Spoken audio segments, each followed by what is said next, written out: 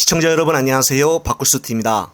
지난 25일 서울 중구 장충체육관에서는 제73주년 6.25 전쟁 기념식이 열렸습니다.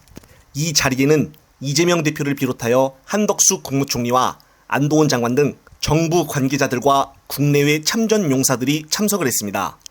그런데 언론 보도에 따르면 안노원은 이날 6.25 전쟁 기념식에 참석을 했다가 사용하던 휴대전화를 분실한 것으로 전해졌다는 내용입니다. 서울 중부경찰서는 이날 한 장관 측으로부터 장관의 휴대전화를 분실했다라는 신고 접수를 받았다고 했습니다.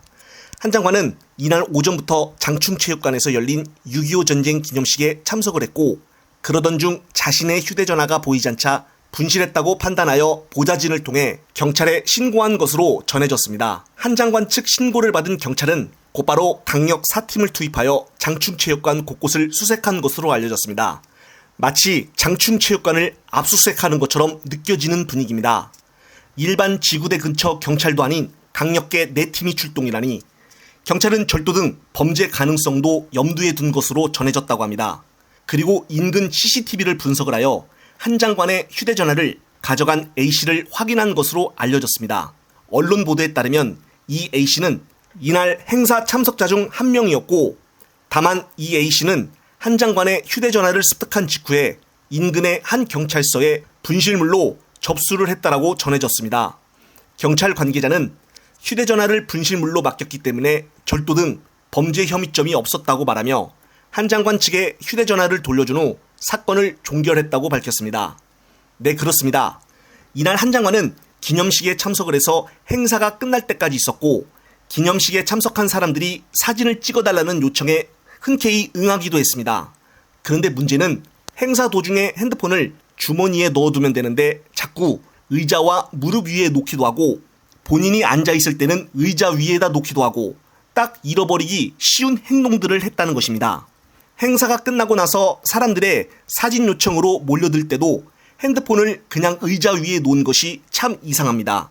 결국 시간이 지나고 나서 한 장관 본인이 핸드폰을 잃어버렸다는 것을 인식을 한 듯 경찰에 신고를 했고 장충체육관 방송팀에다가도 알려 핸드폰 주웠으면 연락 바랍니다라고 방송 멘트도 나왔다고 합니다.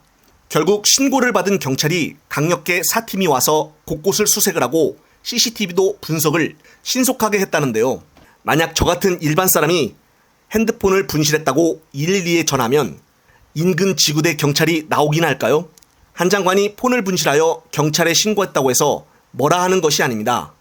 하지만 초반에 보듯이 폰을 저렇게 주머니에 넣지 않고 흐지부지 관리를 하고 있고 폰을 잃어버렸다고 해서 강력계 경찰들이 나와 수색을 했다는 것을 보면은 이런 것들이 전부 한도훈이기에 가능하다라는 생각이 듭니다. 역시나 우리나라 실질적인 2인자라서 그런 것일까요?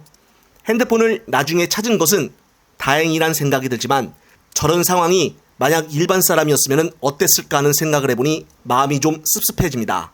끝으로 지금도 교육계에서 내놓은 교육행정 시스템의 오류로 전 학교들이 혼란을 겪고 있는데 언론에서는 다루어지지 않고 있습니다. 따라서 이와 관련된 영상 보시면서 마무리하겠습니다. 윤석열 정부의 졸속 열차가 또 교육 현장을 덮쳤습니다. 윤석열 정권의 패턴은 졸남보입니다. 졸속으로 추진하다 문제가 생기면 남 탓하고 문제 제기하면 보복합니다. 어김없이 교육정책도 문제가 생기자 전 정권 타령을 하더니 오개려 남기고 애꿎은 교육부 대입국장과 수능 담당 기관인 평가원장만 경질됐습니다.